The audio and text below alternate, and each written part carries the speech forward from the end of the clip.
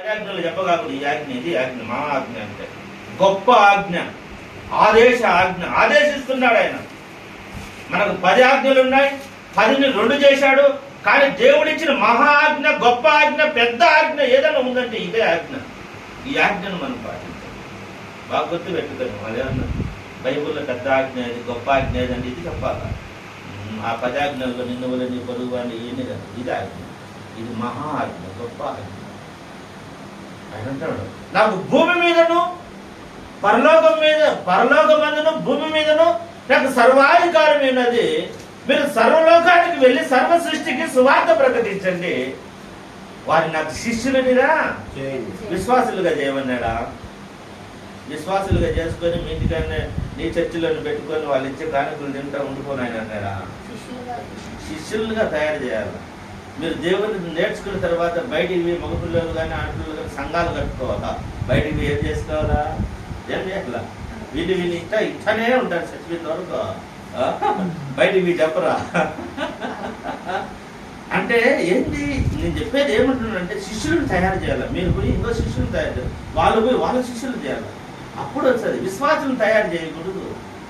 విశ్వాసులు అంటే ఏంటి? ఎలకాలం చెప్పేది వినేవాళ్ళు విశ్వాసులు. ఇట్లానే ఉంటారు, చర్చికి వచ్చా ఉంటారు, దర్శన భాగాలు ఇస్తూ ఉంటారు, పోతా ఉంటారు. వాళ్ళు విశ్వాసులుగానే ఉండిపోతే ఎట్లా? శిష్యులుగా మారాలి. అంటే ఒకరికి చెప్పే విధంగా తయారు కావాలా. దేవుడు చెప్పిన ఆజ్ఞది అది ఇసిపెట్టేసి ఈ ఒకడు ఎవడన్నా బయటికి పోయేసి చర్చి పెట్టుకుంటే వాడిని దూషించడము, అంటే వాడిని తిట్టడము అట్టగా చేయకూడదు. అది ఎందుకంటే దేవుడు చెప్పింది మహా ఆజ్ఞ. నువ్వు మహా ఆజ్ఞను పాటించాలి. ఎందుకంటే నువ్వు బయటికి వెళ్ళి దేవుడి గురించి చెప్పాలి. శిష్యులుగా తయారు చేయాలి. శిష్యుడు ఇంకొక శిష్యుని తయారు చేస్తాడు, విశ్వాసం ఇంకొక విశ్వాసం తయారు చేస్తాడు. శిష్యుని మాత్రం తయారు చేయలేదు. కాబట్టి ఈరోజు మనం ఏం తెలుసుకోవాలంటే మహా ఆజ్ఞ అంటే ఏంది? మహా ఆజ్ఞ పాటించాలి. మహా ఆజ్ఞను మనము పాటించి చెప్తూ ఆయన ఏమంటున్నాడంటే నాకు సార్వభౌమాధికారం, యేసుక్రీస్తు యొక్క సార్వభౌమాధికారం నాకు. ఈరోజు నేను సైతం చెప్తున్నాను, దేవుడు ఏం చెప్పాడు? నాకు భూమి మీద పరలోకం మీద సర్వాధికారం మీద సువార్త చెప్పమన్నాడు. మనం ఏం చెప్తున్నాం? ఇప్పుడు పోలేకున్నాం, భయపడుతున్నాం, కొడతారేమో భయపడుతున్నాం. కానీ ఆయన ఏమంటాడు? నాకు సర్వాధికారం ఉన్నది, పోనీ అంటున్నాడు. మిమ్మల్ని కొట్టినా తిట్టినా నాకు తెలియకుండా జరుగుతుంది అది. మరి అన్నప్పుడు మీరు ఎందుకు భయపడి ఇంట్లో కూర్చున్నారు? ఆయన అడిగేది అదే. ఈ మాట ఇచ్చినప్పుడు మనం సిగ్గేస్తారు, పోలేకుండా. కానీ ఒక రకంగా పోతానం అనుకో, వేరే విషయం. కానీ ధైర్యంగా మనం ముందుకు పోవాలా. ఆయన అంటున్నాడు నాకు అధికారం ఉందయ్యా, నేను అధికారిని, నేను పంపిస్తున్నాను, మేము లేవనంటే నేను చూసుకుంటా అంటున్నాడు. కానీ మనం వెనకడిగేస్తాము. ఎవరైనా పడతారేమో, తింటారేమో. ఎందుకులే దేవా, నీకేం మస్తు చెప్తావు అని అంటున్నావు. నువ్వేం పైన కూర్చొని మస్తు చెప్తావు, ఎందుకు మాకు తెలియదు అంటే ఆయన ఏమంటున్నాడు? భూమి మీదను పరలోకంలో ఉన్నారు సర్వాధికారం. మీరు వెళ్ళండి, శిష్యులను తయారు చేయండి. ఈరోజు మనం వెళ్తున్నాం. మేము అందుకే ఈరోజు నెలలంతా తిరుగుతున్నాం. ఎందుకు? శిష్యులను తయారు చేస్తున్నాం, బలపరుస్తున్నాం. శిష్యులను ఏం చేయాలన్నా బలపరుస్తున్నాం, వాళ్ళకి ధైర్యం ఇస్తున్నాం. ఏ మాట చెప్పి ధైర్యపరుస్తున్నాం, వెళ్ళండి అంటున్నాం. అపోస్తలుడైన పౌలు ఏమంటాడంటే అయ్యో నేను సువార్త ప్రకటించకపోయినాడు నాకు శ్రమ అంటున్నాడు.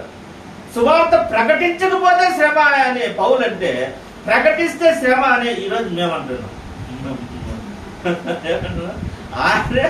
ప్రకటించకపోతే నాకు శ్రమ అని అపోస్తలుడైన పౌలు చెప్తే, ప్రకటిస్తే శ్రమనైనా మాకు ఇబ్బందులు అవుతాయి అని మేము చెప్తాం.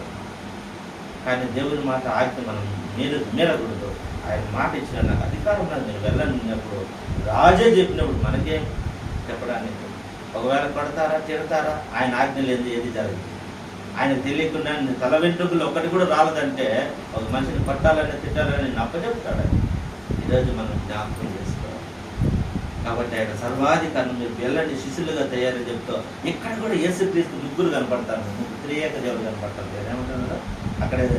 ఎవరి నామంలో బాప్తిస్మం ఏమంటున్నాడు? యేసుక్రీస్తు ప్రభు వారే చెప్తున్నాడు చూడండి. తండ్రి ఆయనే చెప్తున్నాడు చూడండి. అక్కడంతా భక్తులు చెప్పినారు,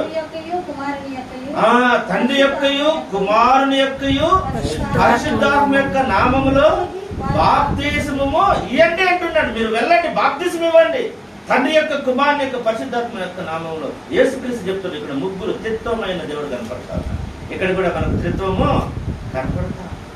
అది త్రిత్వమైన దేవుడు. ఈరోజు మనకు త్రిత్వ పండుగ. ముగ్గురైన దేవుడు, ముగ్గురు దేవుళ్ళు కాదు, మళ్ళా ముగ్గురు దేవుళ్ళు కాదు, ముగ్గురు ఒక్కటై ఉన్న దేవుడు. 3 స్వభావాలు 3 గుణములు కలిగిన దేవుడు. ముగ్గురు ఐక్యము గల దేవుడు, ఒక్కటై ఉన్న దేవుడు. అందుకోసమనే ఒక్క నామము ఆ మాట అన్నది. తండ్రి యొక్క కుమారుని యొక్క పరిశుద్ధాత్మ యొక్క నామములోనికి, ఒక్క నామములోనికి మీరు బాప్తిస్మం ఇవ్వండి అంటున్నాడు. ఈరోజు మనం జ్ఞాపకం చేసుకోవాలి. మీకేమర్థమైంది రచనరా? కుందేలు కథ ఏమర్థమైంది చెప్పండి. మీ అమ్మ మాట మీరు వినాలా, లేకపోతే చెవులు కొరికేస్తారు. ఏది వచ్చారు? అది సింహం. ఇప్పుడు ఏ పూలు ఉన్నది? దైవం నుంచి కొరికేస్తారు. సైతాన్ వచ్చి చెవులు కొరికేస్తారు. మీరు మీ అమ్మ మాట వినలేదంటే, కుందేలు వాళ్ళ అమ్మ మాట దానికి ఏమైపోయినాయి? చెవులు కొరికేస్తారు. ఒకరోజు దోమ వాళ్ళ అమ్మ